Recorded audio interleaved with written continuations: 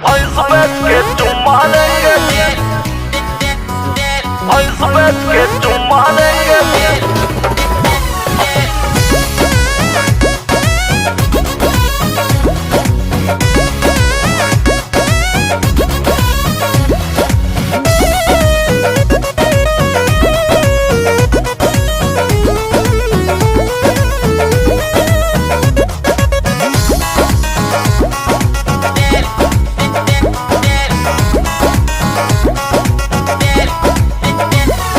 हमसे जो टकराएगा चूर चूर हो जाएगा। हम हैं देसी छोरे बेबी, कोई ना टिक पाएगा। अरे तो क्या कर लोगे? हमसे जो टकराएगा चूर चूर हो जाएगा। और हम हैं देसी छोरे बेबी, कोई ना टिक पाएगा। 1.25 लाख की 100 गो भैंसिया पूरे देश में नाम है। 1.25 लाख की 100 गो भैंसिया पूरे देश में नाम है। अरे भैंसिया और भैंस बेच के चुम्मा लेंगे, बोलो कितना दाम है। भैंस बेच के चुम्मा लेंगे, बोलो कितना दाम है। मतलब एकदम जाहिली हो का? अरे खाटी आई है खाटी।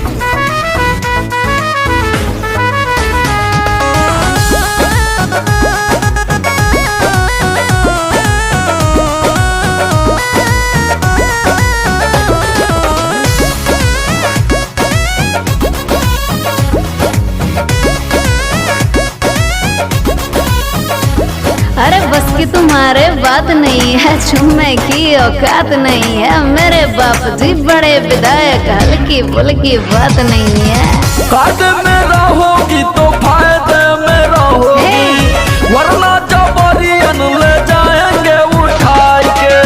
करेंगे प्यार फिर सुता के तबेला में, होठवा से होठवा तुम्हारे सटाई के। बम बंदूक से हम नहीं डरते, ये सब बातें आम है। बम बंदूक से हम नहीं डरते, ये सब बातें आम है। देखो ऐसा है, तुमसे नहीं पटेंगे। भैंस बेच के चुम्मा लेंगे, बोलो कितना दाम है। भैंस बेच के चुम्मा लेंगे, बोलो कितना रेट बताओ। किडनी बिक जाएगा।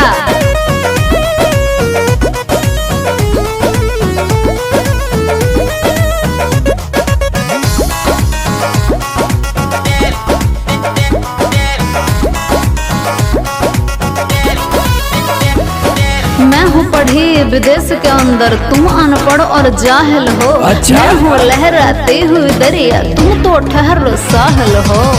अंग्रेजी बेबी ले लो देसी का मजा, खटिया बगीचा में डाल के रे।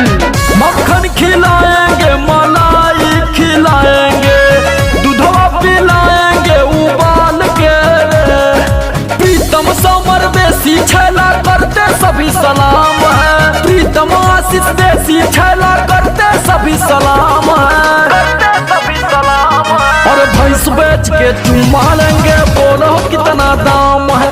भैंस बेच के चुम्मा लेंगे, बोलो कितना दाम है। अरे का भैंसिया भैंसिया कहले हो यार, ऐसा लगता है जैसे स्कॉर्पियो है। एके ढेर उल्टा सीधा मत बोला, ना तो चढ़ के दरकस देना तो टांग के ले जाएगी पड़ी। नमस्कार, प्रणाम।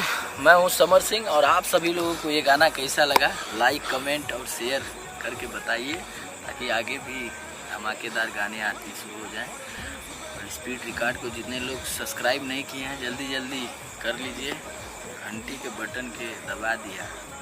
Thank you.